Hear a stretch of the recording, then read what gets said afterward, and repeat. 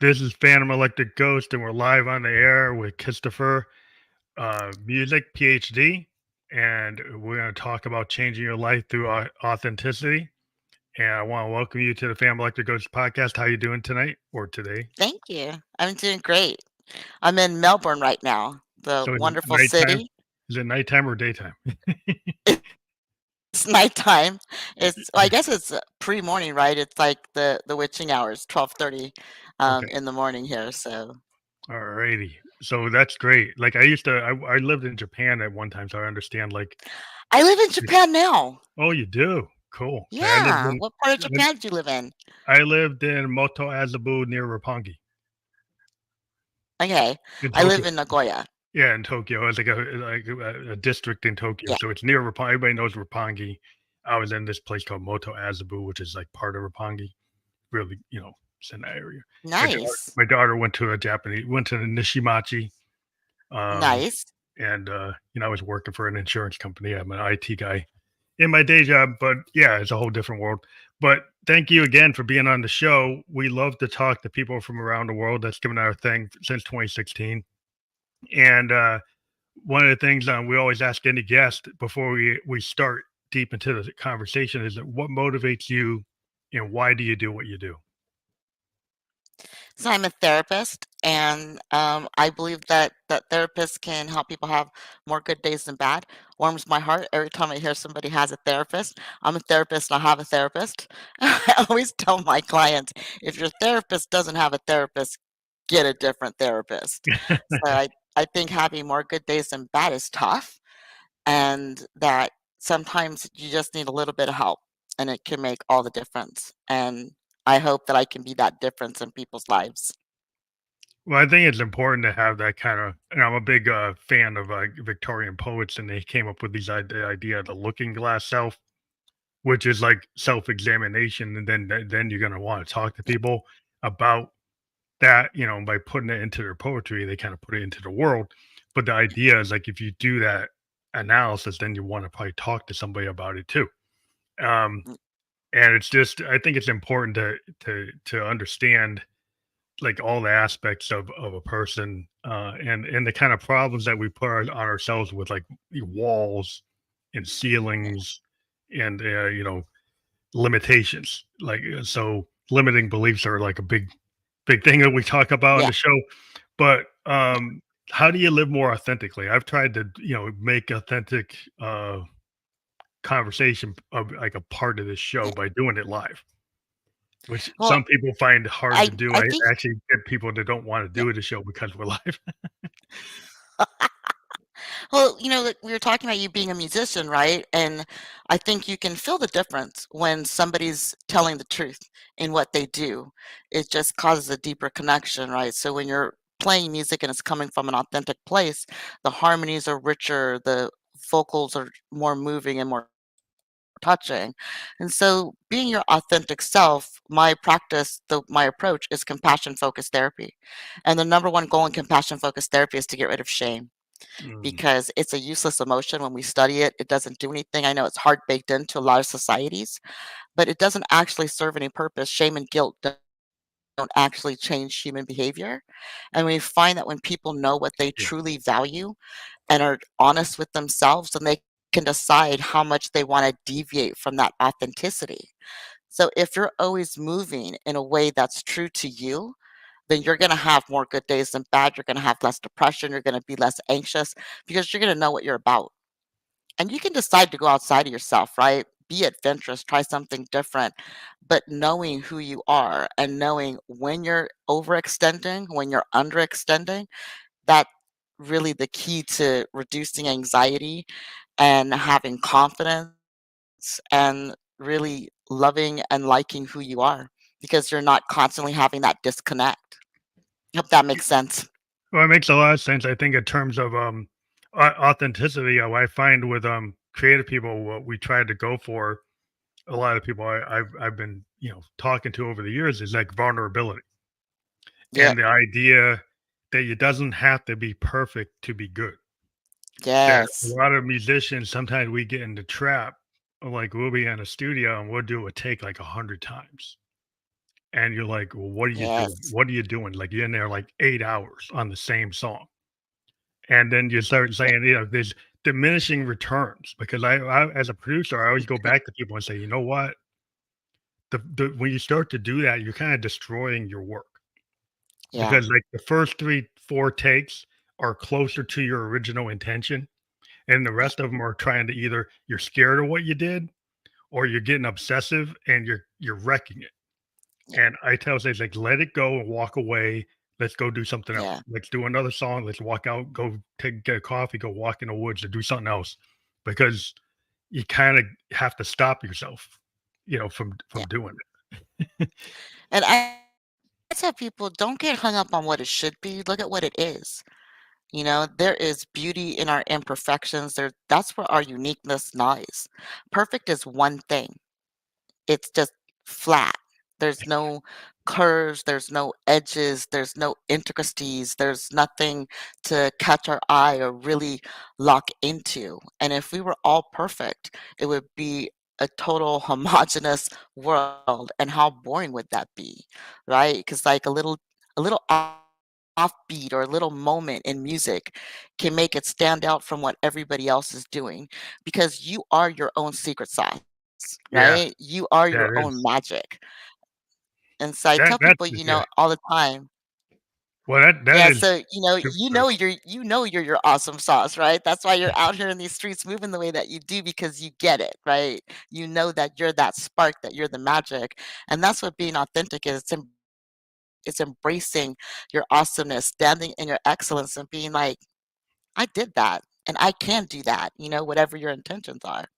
But some people get scared, or they say, "Well, you're being too ostentatious, or you're self-obsessed, or you think you're like the best." It's like, like people look at like Muhammad Ali, Yeah, and he was always like, yeah, had that power. But a lot of people looked up to that because black people had been put down for so long that to yeah, see a guy that was standing up and say, "Yeah, I'm beautiful, I'm pretty," like yeah, because we were told that we weren't, right? So to have a yeah. guy actually like own it, and it was like, wow, that's too much. But then it's like you start to get it and you're like, "Well, wow, that's actually cool that you could feel that way." And maybe it's a little ostentatious, but it's like that's him. That's who he is, right? That's what he was doing. It's like, everybody's different. So I tell people that when we study it, right, the most attractive thing anyone can be is confident. And a lot of people are surprised by that. And I think there's a difference between confidence and cockiness. And you look at someone like Muhammad Ali, he's a truth teller. He was telling the truth. He was beautiful and he was amazing at what he did. And he also, I find it interesting listening to his children talk about him now. And they say, he never stepped into the ring thinking he was going to lose. And so when you step in the ring, bet on you. And I Yeah, tell people that's the biggest and best bet you can make is betting on yourself. So if you're living your authentic life and you're saying, you know what, I want to do this thing, I'm passionate about it. If you look at something like music, right? You say, I want to be a musician, pick up an instrument and play. hmm Pick up an instrument and play. Beat on the drum. Sing like nobody's listening. Be your own joy maker and focus on what's going to make you happy. It makes you more productive. It makes you funner to be around. It makes you more interesting to talk to. Being authentic and believing in yourself, it's all good. It's all good. And I tell people, I promise, like when they're first making that step into being like, oh, I'm going to be conceited. I don't want to be the MC. I don't want to have the main character syndrome. And I'm like, why not? yeah, If you're not the main story in your if you're not the main character in your story, who is? And why isn't it you? yeah, So I would don't be afraid of who you are. Love who you are and what's meant for you will come to you and what's not meant to you won't come to you. But if you're being your authentic self, then what's authentically meant for you is going to be there. And when you see opportunities that you're drawn to, go for them. Do the scary thing every now and then because if you know who you are, when you're in those scary moments, you know you have yourself. You know you've got this, that you can do it.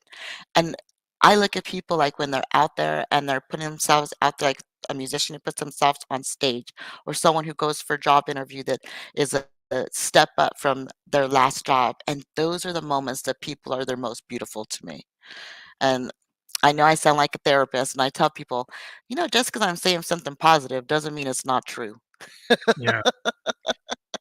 Yeah, I find it hard today with some, a lot of people are running into, roadblocks with some of the Yeah, technologies because we got these technologies, I'm in tech, that I think yeah, are reducing human interaction. And mm, everybody, like, is getting into AI, but there are algorithms, like, for job searches that yeah, are looking for such, like, specific capabilities. They're, like, yeah, weeding people out before they even get to talk to a human being.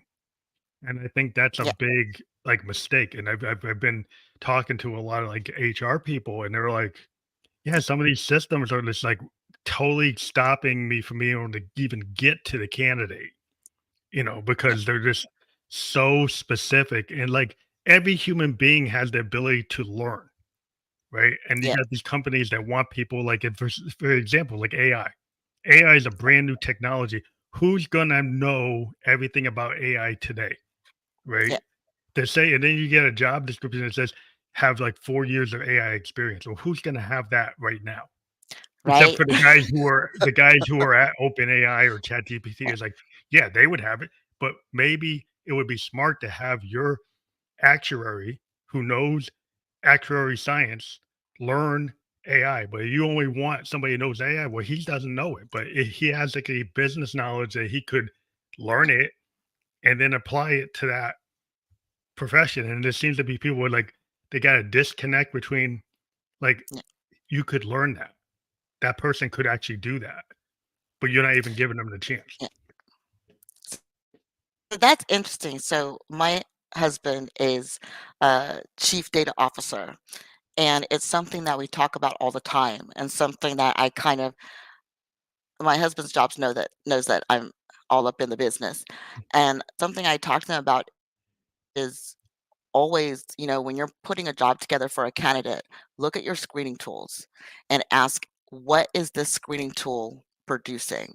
If you put a job search out, right, and you're not getting the candidates you want, it's not the job market, it's your screening tools. And you have to look at, what do I actually want this person to do when they're at the company?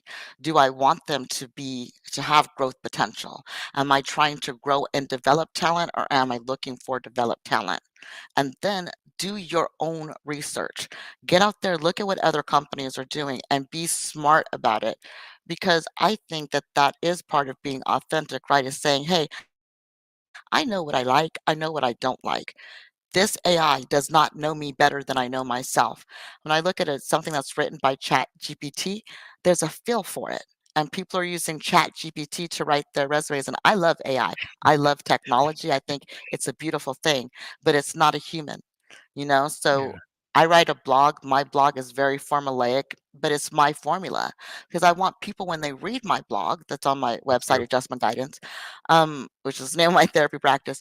When they read the blog, I want them to be like, okay, this is Christopher's voice. And when they come and see me as a client, I want them to be like, you know what? This sounds a lot like what I was reading in your blog, because they shouldn't be coming to me for an AI. When I look at AI art, and when I look at AI acting, which they're getting into that now, there's something that's missing, right? yeah, That yeah. and My there daughter's, is like, a a graphic humanity artist.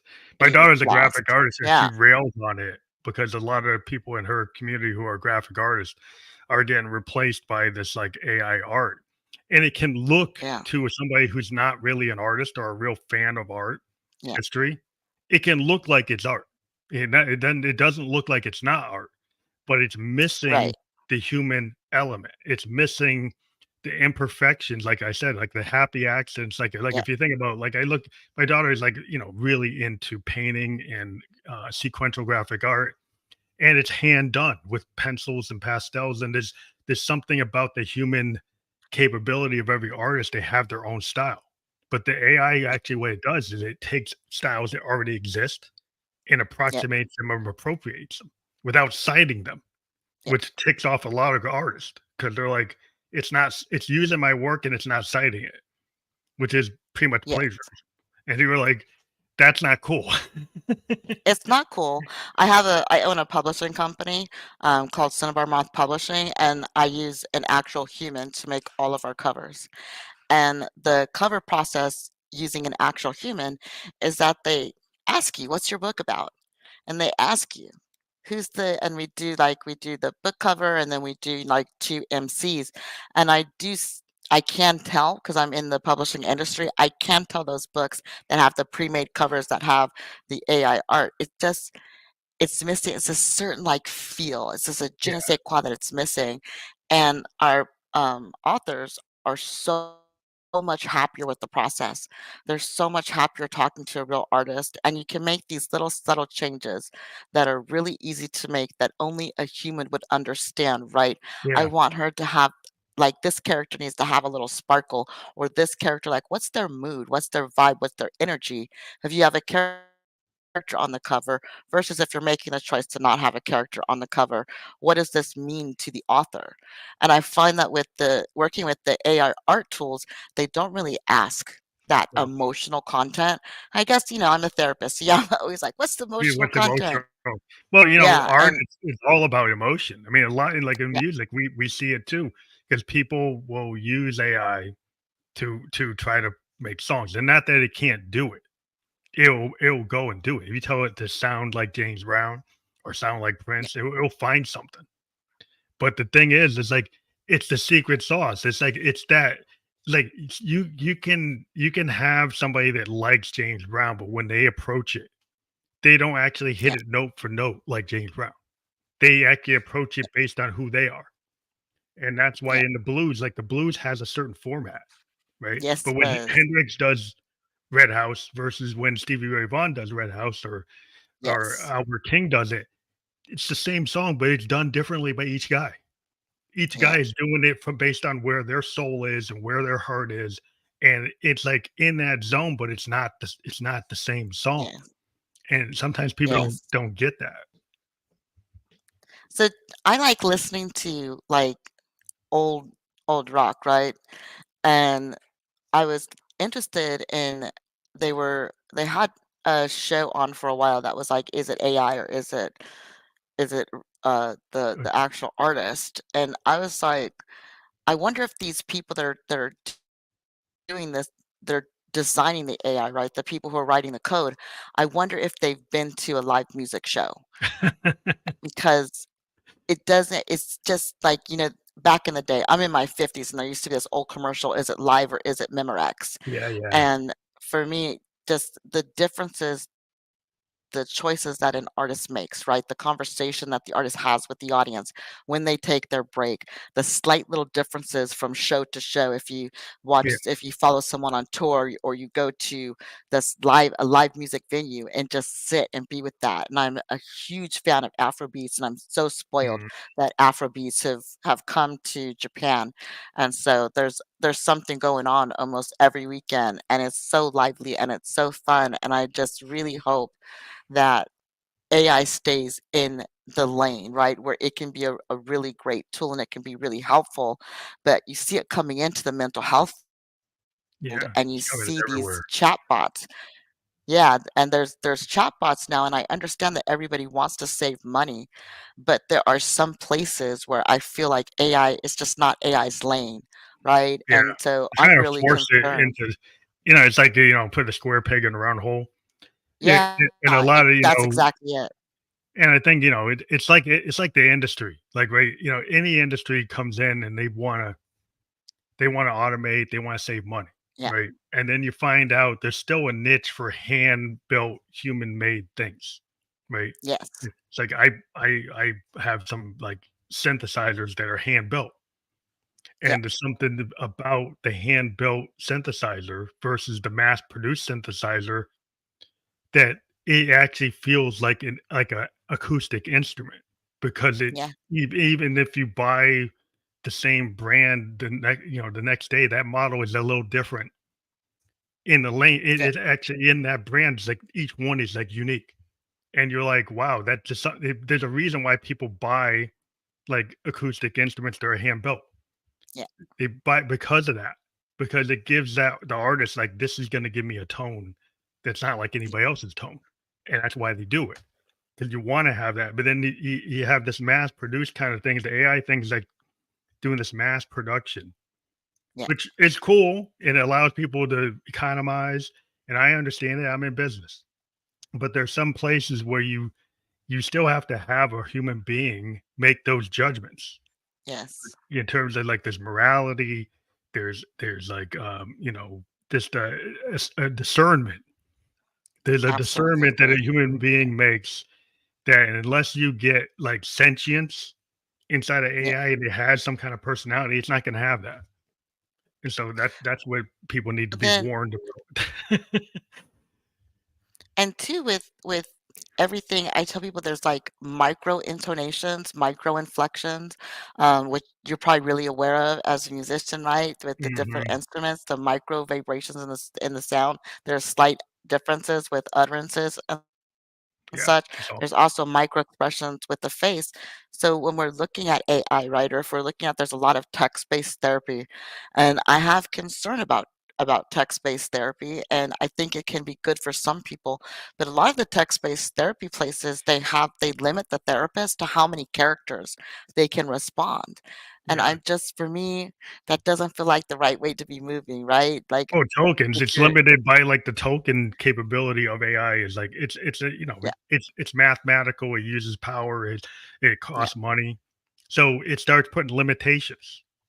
And yeah, a human being doesn't have that token limitation, that energy requirement limitation. It doesn't yeah, have it, right?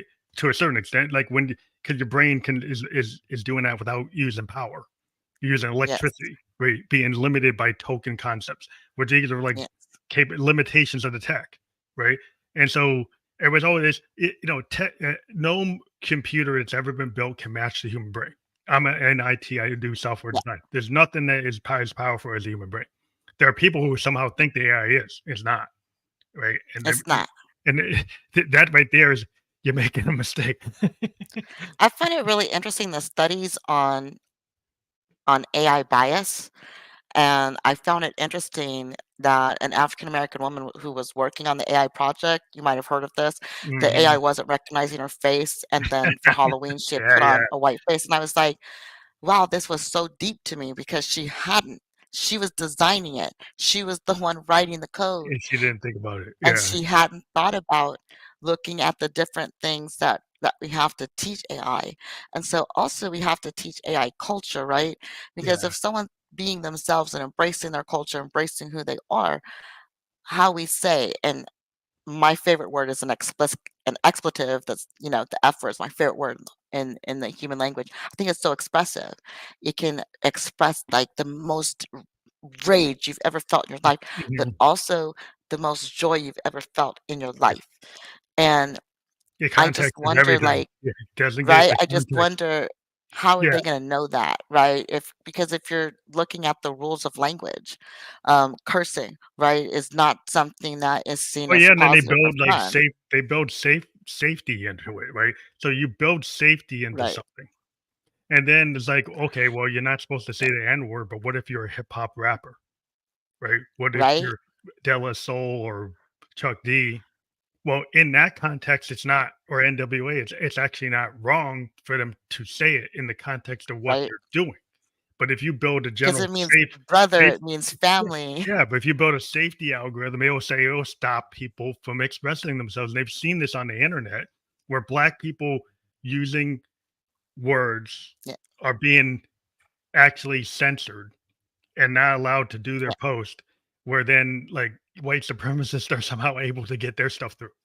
So yeah, there are these implicit cultural biases yeah, in the system already, and the learning libraries that these things are being taught on people that are maybe not historians, they're yeah, not sociologists, they're not psychologists, they are yeah. mathematicians and they are physicists and they are scientists. And the There's a science has really always there's had a book with that a title, right? There's a book with the N word as a title. And I advise everybody to do their research, pick it up and read it, and I found it very interesting when and why, you know, why the community is split on it, why and I think if we educate ourselves, right, and really try to if we're being authentic and we're trying to heart to heart, have an authentic conversation with somebody and really get to know them, I think that like, a such a even if you don't agree with a person, you can still Mhm. connect human to human.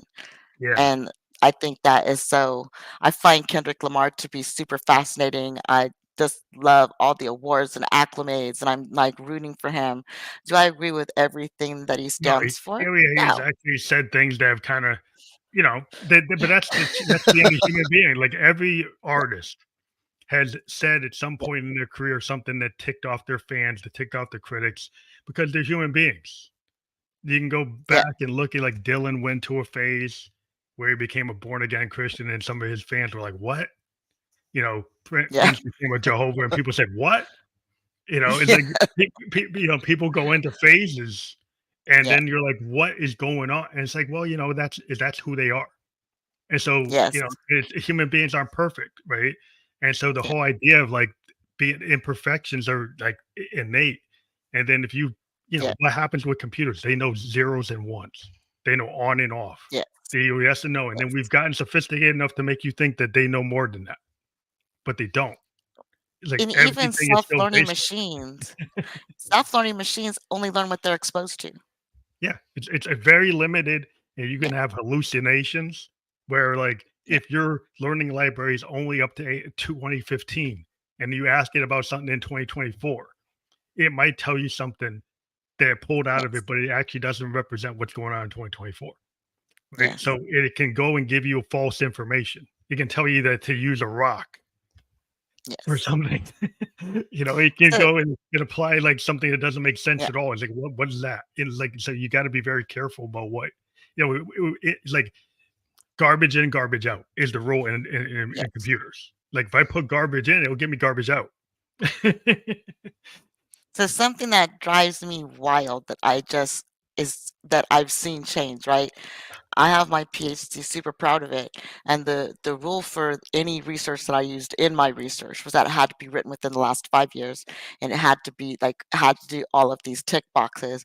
And nowadays, to sound like an old person, I don't care, but back in my day, we couldn't just use Wiki. Wiki's written by lay people. It's not an It's expert. It's not an I'm sure expert it wasn't. opinion.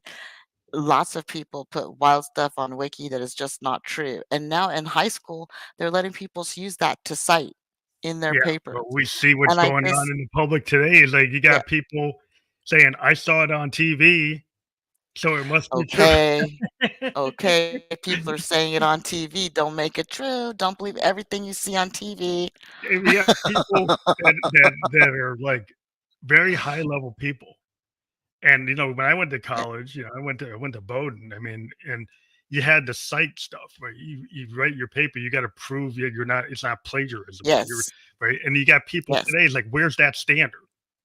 That I can yes, take something like it's coming from the dark web. Somebody yes, went and said something from some crazy neo-Nazi group puts out something, and then you say, "Oh," then a regular person finds it and they put it on their Facebook, and then now that's true. Where yeah. did it really come from? So they get a journalist that actually tracks it down, and they say, "Oh, my constituents are saying it." Like it's like So the level of I find, like I is go down crazy. rabbit holes, like, I like 4chan, I like 8chan, I like Reddit, Quora, all of that, right? I find them super interesting. And Human how behavior, I psychology. first Yeah. became interested in it is someone who had never met me because I can't confirm or deny anyone's my client, and it's no longer this thing no longer is easily findable, so I can talk about it. Someone who had never met me writ wrote a whole, like, sort of I don't know how to describe it, stuff like a fan fiction about what it was like to be my client, Oh wow. and I was lucky enough that a client of mine saw it, and then other clients started interacting and it turned it to be like a whole thing. But they wrote like this whole thing about me that wasn't true. This whole fantasy about me that just wasn't true. And because of my position, I can't confirm or deny, I can't address it, right? I can't interact with Oh it. wow, that's bad. And when I've been a therapist long enough that it for over 25 years now, and that wasn't a thing. And the American Psychological Association, when I was first being a therapist, we didn't have the internet in the way we have it now. And as each thing came on, we weren't supposed to ever have a public online presence. And now the APA is having to rewrite everything. And Yeah. I'm finding that AI, unfortunately, I've also been had my face put on people doing things together, that are very explicit that wasn't me. Mhm. And how do we fight that, right? How do we prove that, "Hey, this Yeah, AI thing is not me. I don't have an OnlyFans. This isn't me. I'm not doing this." And this is just one person I've never met who has never met me, grabbed an image off of me on the internet, which is just a not anything special, not anything spicy. Um, I'm happy with who I am as a person. I don't think I would be the go-to for this kind of thing, but having all of it happen and what it takes to prove that I'm a real person and what it takes to prove that that's not me.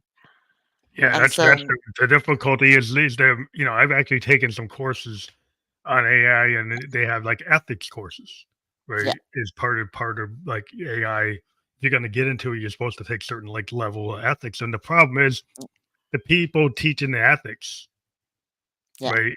I made an argument about it to the course people who did it. It's like, is this somebody outside of AI creating the ethics course? Don't you think yeah, you should have an ethicist that's a PhD level person something. that's not part of OpenAI, that's not part of Microsoft, that's not part of Google, right? They are a Yeah, separate individual person that's an ethicist that's a known, wrote books, wrote yeah, papers, wrote, and it wasn't.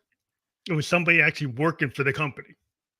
And I'm like, yes, I don't think that's valid as a course, right? And yeah, so then you get people like, well, because the problem is in technology, just because we can do it doesn't mean it's right.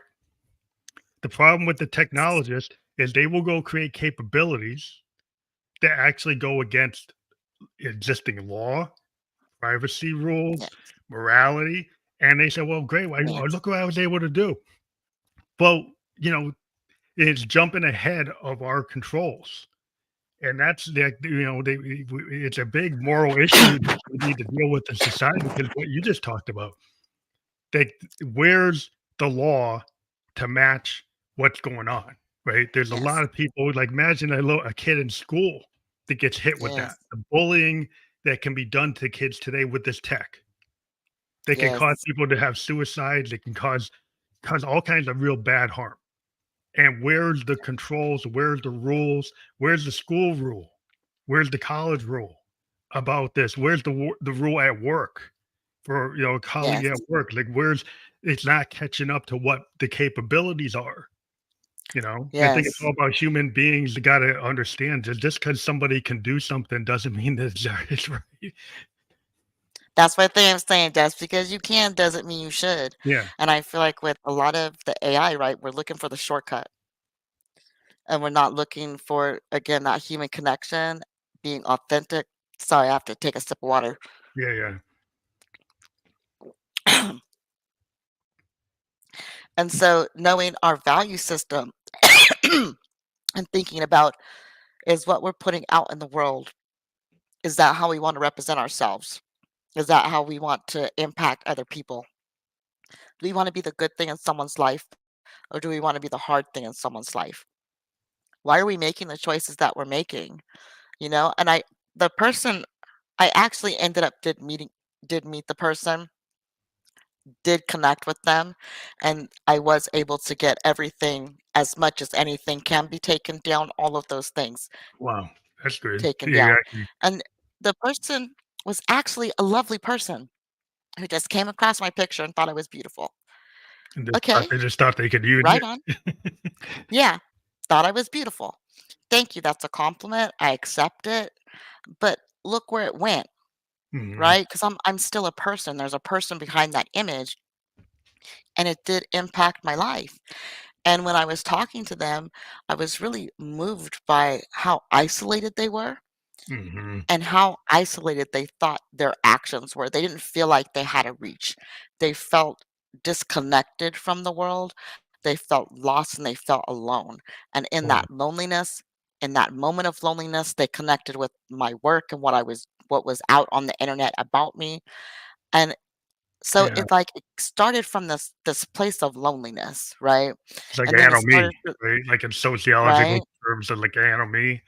And I think the problem with the Yeah. modern tech, it creates these false walls.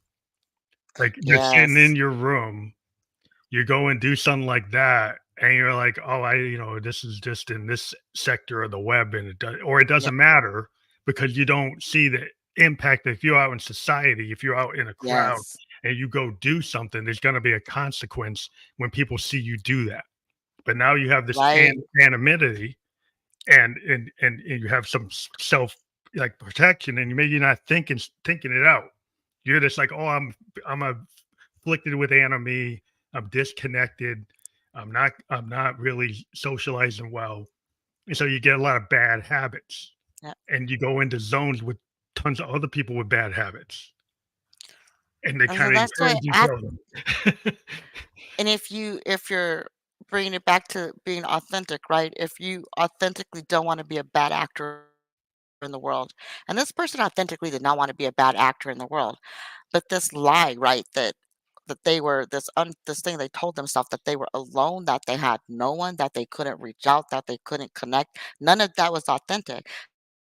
That was all a false narrative that they had made up, that society is feeding back, that the places that they were going, right, was not making them feel good when they were there, and they were reaching out just trying to feel good. That's all Mhm. this person was trying to do, is trying to have a moment of connection and trying to feel good, and I we were able to, like, talk, and I was able to say, "Hey, here's some resources." Online communities can be beautiful thing. I love Discord. I think it's amazing.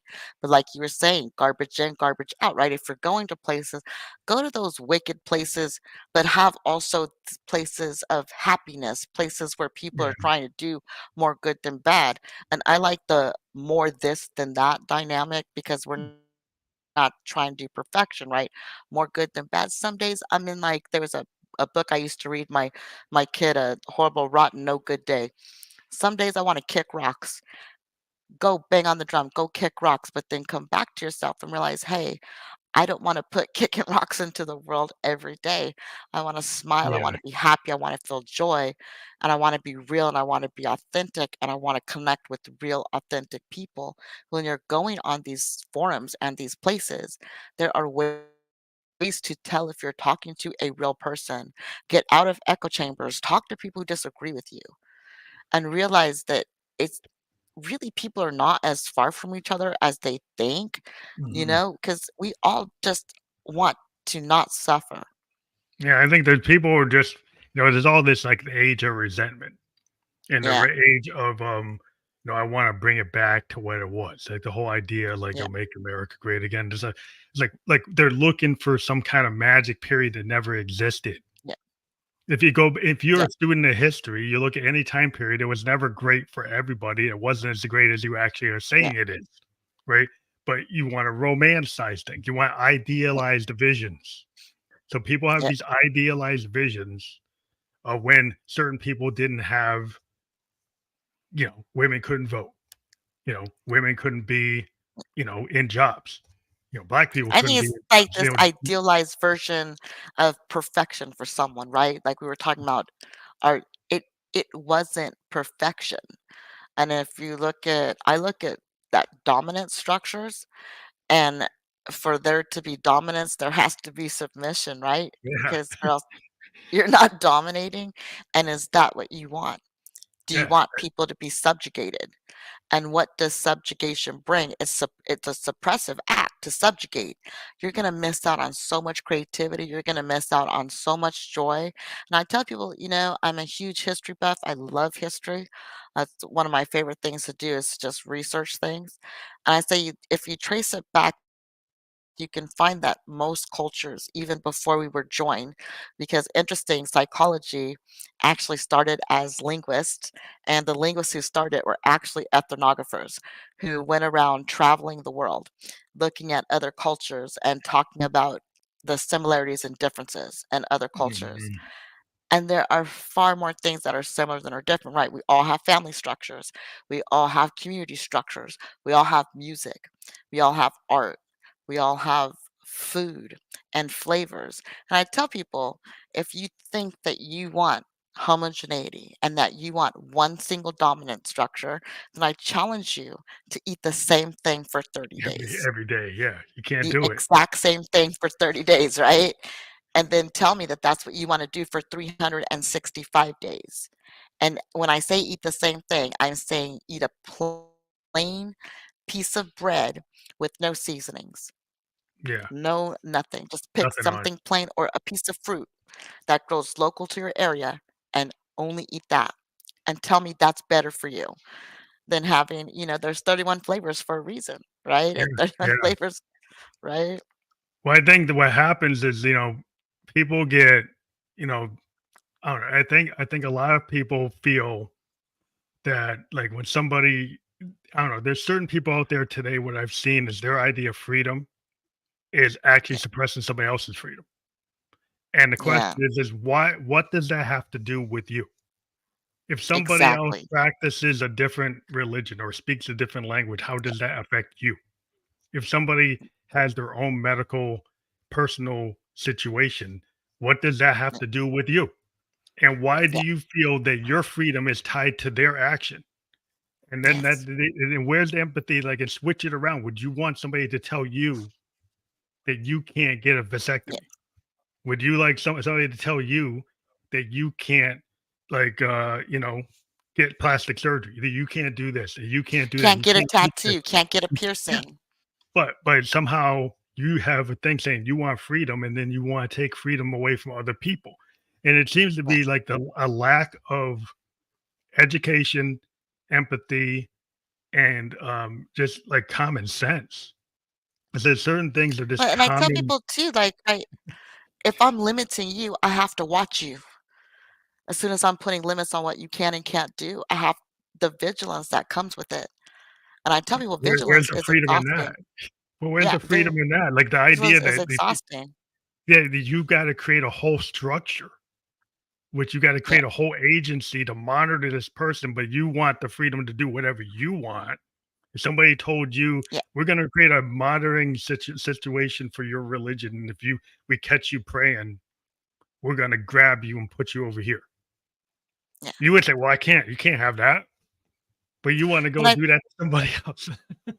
and I tell people too, like, the prison guards, right, that work as a prison guards, they go and they're in prison, even though they're the guards, they're in prison. They're And I stuck in tell the people, like, system. yeah, and I tell people, like, when you start, like, monitoring people at that level, you have to really check yourself, like, "Okay, so what about when you were a little kid in school and we all get markers for the first time and we know that markers can write on our skin for the first time?" That was an exciting time in my life, and you go in some of the cutest videos on the internet are kids with marker all over them. Once we start telling people what they can and can't do, it starts to get younger and younger and younger because where does the idea start to do something? So when we look at body art or tattoos or anything else with the human body, we have to look at, okay, now we're going to stop children from being children. Mhm. And to me, that is we're gonna miss out on so much because I find creatives, when they learn to create, when they learn that they love to create, more times than not, it's something that happened in early childhood. Yeah, And almost every if we have a creative. free yeah, if we have a free society where we let our kids bang on pots and pans, where we let our kids wear what they wanna wear, when we let our kids express how we wanna express, and we're not afraid of our kids' expression, we're not afraid of our children's authenticity, those are the richest when we study it, those are the richest, happiest societies, most prosperous societies. And if you're looking at, "Hey, I don't have as big of a piece of pie as I want," instead of making the pie smaller, why don't we bake more pies? Make more You yeah, know, "I but don't it's need your pie." I mean, they've been looking at, like, a lot of people have false narratives. Like, Yes. they think, like, if you look at, the pandemic, and this is, like, real information, like, Yeah, if you look at tons of countries and their GDP, and you yeah, look at their immigration, right, yeah, laws, the US yes, is they got the best GDP out of everybody post-COVID because our immigration policies allow more immigrants into the country. And countries that allow yes, more immigration actually have higher GDP, which shows you yes, economically that the diversity actually isn't Yeah, hurting the economy, it's helping the economy. But because yeah, some people don't look at facts, they hear somebody say something. I heard that on TV. I heard that on a blog. I heard that on the yes, net. And they don't go look at the yes. economist. They don't go look for the number because that's too hard to look for the number, right? It's easier to just hear the hearsay.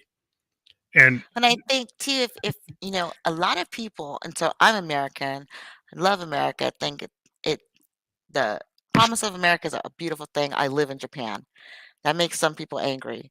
But that's one of the privileges of being American is that I can leave yeah, and go live in another expat, country. And in expat. I Japan was an right now, expat. right? And in Japan, they changed the visa laws. About I want to say about 8 years ago, they changed the visa laws to be less restrictive, and they're seeing a growth in GDP. They're seeing a growth in the domestic birth rate because there are more opportunities because they started introducing better maternity laws and giving people time off to have babies and then come back to work makes people have more babies. Who'd have thought it, right? And having good childcare in place. And then also, Japan is doing this really cool thing where it's employing elder people who have sort of aged out of doing a 9 to 5 to being school walkers. And a school walker is basically someone who goes picks kids up at school. Oh, wow, funny. We call That's them cool. obasans and oji-sans. They just go pick up kids from school and hang out. And so then you get this general knowledge Well, being passed generational down knowledge and all of transfer, which this. is real important, Yeah, yeah. Well, I yeah, think that's and where a so lot of people, like you're saying, is like a lot of countries that are running into like, issues with their population not actually yes, reproducing at a level to actually keep their economy growing, have to yes, kind of hit the button of like immigration is not the disaster that everybody wants to think it is because of xenophobia. Like, and a lot of cultures have this xenophobic thing. They just have it because it's kind of ingrained. But you got to look at like there are certain people that actually profit from it. yes, If you get into the politics of it, you start studying political science, start studying history, yeah, you take economics, political science, and history, and sociology and psychology, and you mix them all together, you get the liberal arts.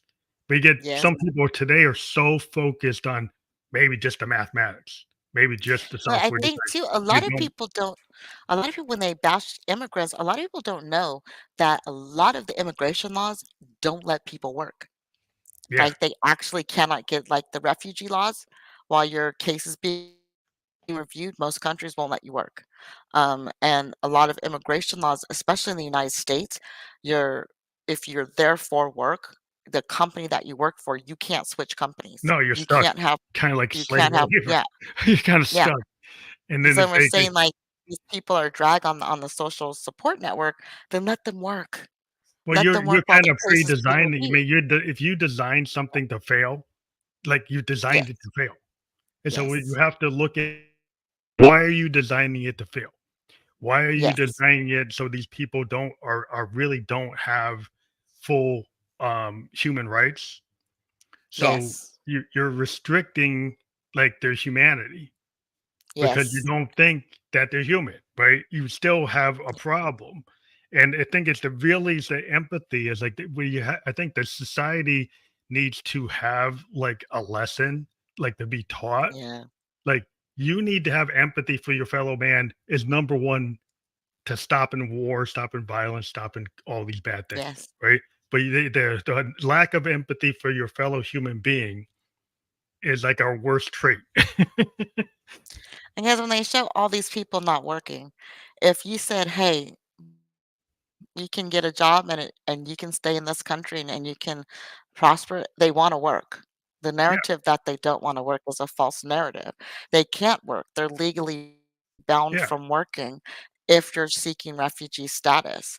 And, like, when we look at borders and what borders preserve, and we look at, like, how we define First Nation, Second Nation, and Third Nation, and all of that, and we look at resources and things of that nature, what actually social science tells us is that the more nomadic the world the more nomadic periods in the world is when we see the biggest growths and dynamics. And I think it'd be really interesting if like these people, right, that love AI, if they would look at the countries that are really developing AI. Where did these people come from? Not where did they live?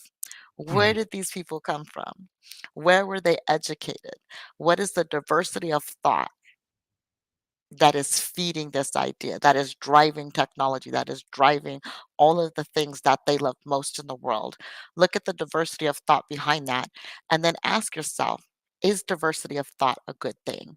Because I think that's what's really missing in the world is that people are not listening to each other and they don't want to talk to each other anymore.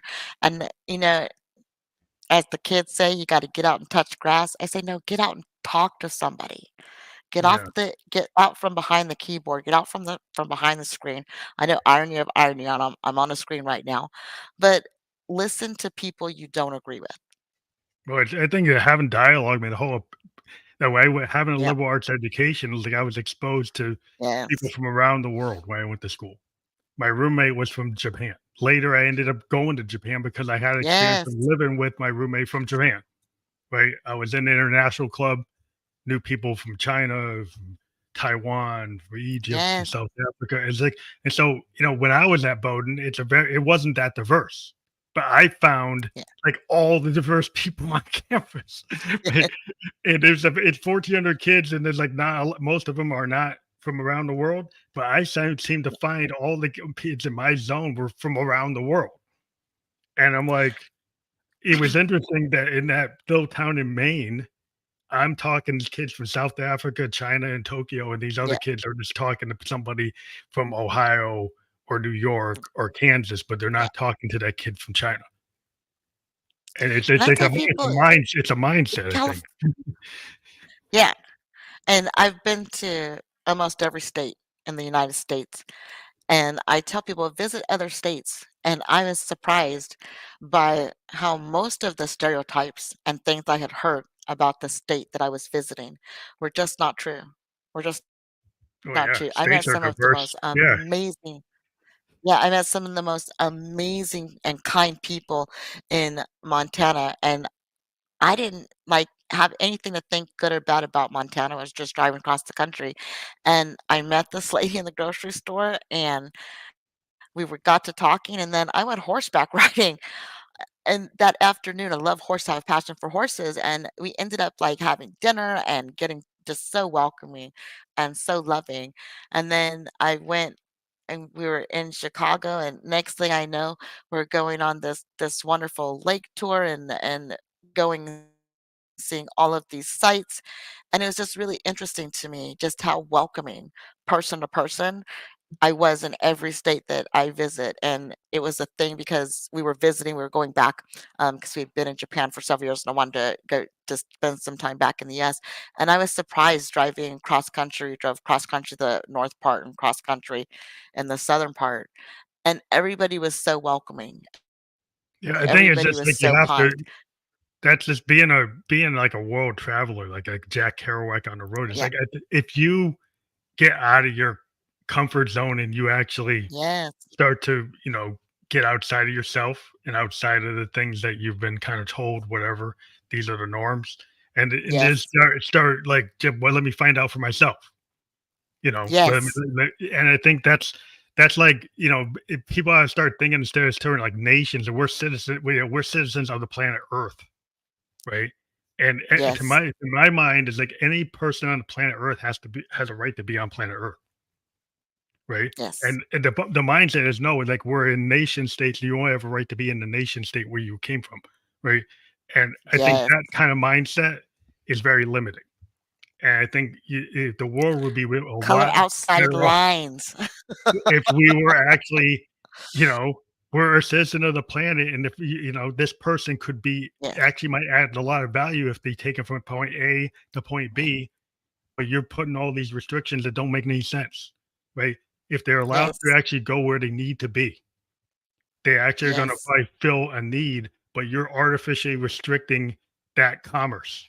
And all these people Yes. talk about free flow of commerce and capitalism, and then they restrict the flow of human our human selves. So they should think about that. His travel expanded my mind. I was surprised. I didn't get my passport until I was 30. Something I was really surprised about when I went to Japan is babies are getting passports, and the process of getting a passport for my son and how it had, every few years getting it renewed and all of that, and the visa process and what it actually feels like to be somewhere on a visa. And so when you hear about immigrant crime, I don't put a foot wrong. I am so like the visa hustle is real, the Yeah, visa for real. struggle is real. I have Yeah. permanent residency and I'm like I read the laws on a regular basis to make sure that I can still have my permanent residency. I pay all my taxes. I pay all like the Japanese equivalent of Social Security. I am on the good foot for real. I don't want to have a moving violation and I don't want to get a traffic ticket. Well, yeah, I love being in Japan. I would if I had been able to get where you are with a permanent resident, I would. I mean, when I was just there on my work visa, I was just so Yeah. happy to be there. I wasn't gonna do anything that was Yes. gonna wreck that, and Yes. I think when you put yourself into that expat scenario, then I think you can understand how immigrants Yes. are, right? Because 'Cause you're an immigrant, right? And so that Yes. I think when people don't put themselves in the other people's shoes, sometimes it's good to take that step. And 10 years for permanent residency or the equivalent in the US, the green card, 10 years is a long time. 10 Mhm. years is a long time to have to be perfect. And Yeah, I think that's people a lot of do work. not understand the amount of stress that immigrants are under. And so, no, they are not going to be breaking the law. They are not going to be causing crime. Well, yeah, Does it when they run happen? yeah, it happens, but when you run the numbers, the native folks usually are the ones committing the crimes compared to Yes. the immigrants, right? But that's not the narrative you want that you see on the TikTok, on the Twitter, Yeah. on X, or whatever. That's not what that does it because it's not helpful. Like the problem Yeah. is the facts aren't helpful. so Well, and I so think too, people don't realize that as an immigrant, if you get arrested and you have to do prison time, you have to serve your prison sentence and then you're deported afterwards. yeah, And I think people don't realize that it's not oh, I broke a crime, I broke the law, I get to just go back to my country, I'm just deported. No, you have to serve no. time. And then you're banned. And that ban goes internationally because of the international treaties.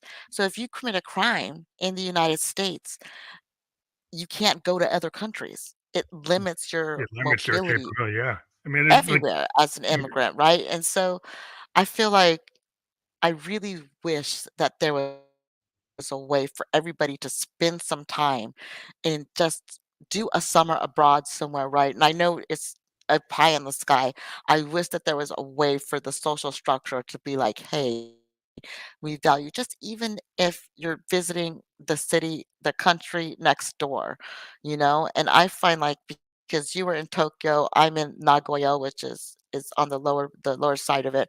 It's about 2 hours by Shinkansen, mhm, the bullet train mhm, to yeah, get there. And yeah. I find just visiting, like before I came here to Melbourne, I was in Biwa Lake, which is about a 30-minute train ride from my house.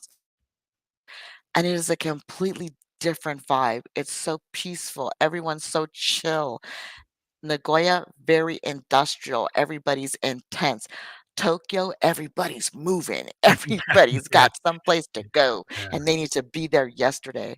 And then yeah. I come here in Melbourne and the part of Melbourne that I'm in, super chill because it's the restaurant district Oh, so and it's like a everybody's super friendly and super helpful and different vibe. y- Every place has a right? vibe, yeah. It's Yeah, that's what's good about, I think that's where, it's very important to actually experience the world.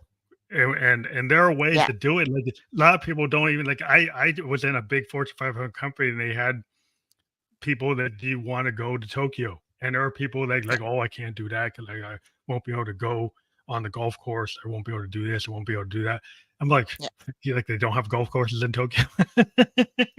So it's like you give yourself reasons why you can't do things, but then it's like, what yes, about the adventure of it? And you yes, just have everybody's got that mindset, but, like, just to think yes, about, like, why can't you do something? Like, really start to explore Why? Because there are people that Yes. stay in the same job for 25 years, and then the other people that say, I can't do that. I gotta go somewhere else. I gotta be somewhere else. I I think gotta it's down to, like, trusting yourself, right? Trusting that you're gonna be okay, trusting that you know how to navigate the world a little bit, right? And if you get lost, I found some of the coolest things that I've ever seen in my life getting lost, and Yeah, it's actually cool. happy accidents and, being open and walking down a street to see what's down it, trusting yourself. And I think people don't embrace how safe the world actually is. I think we're just so focused on how Well, dangerous safety. everybody Yeah, well, is, how safety much we stops you can't from a trust lot. people. There's all these things about safety, like your sense of Yeah, safety. A lot of times it's because you think the wolf's at the door, and it's not the wolf, right? It's yeah, just like you have a general sense of fear because you don't know about something you've never experienced, but that doesn't mean you should fear it. You should maybe like not that sometimes it's going to be hard. Somebody's going to be different. yeah, So you put yourself into a different culture, you don't know the language, you're going to be maybe not on top of everything, and that kind of that messes up your sense of security because you don't know what's going on, what people are saying around you. And if yes, that's like, oh, I can't be in that because that's scary. But you have to like, yes, why are you scared of that? Why not yes, look at it as the flip side? It's an opportunity. Like yes, when you make the mistake in music, you hit the wrong chord. Do you stop the song or do you evolve the song and figure out how to get to the next thing? Right. And it's an adventure. exactly. You have no idea where you're going. It'll just happen.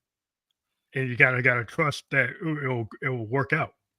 Well, that's an adventure. I tell everybody the first person you have to open your heart to is yourself, right? Let go of the shame and embarrassment because I think that's what people fear the most, right? Is being ashamed or embarrassed or caught out.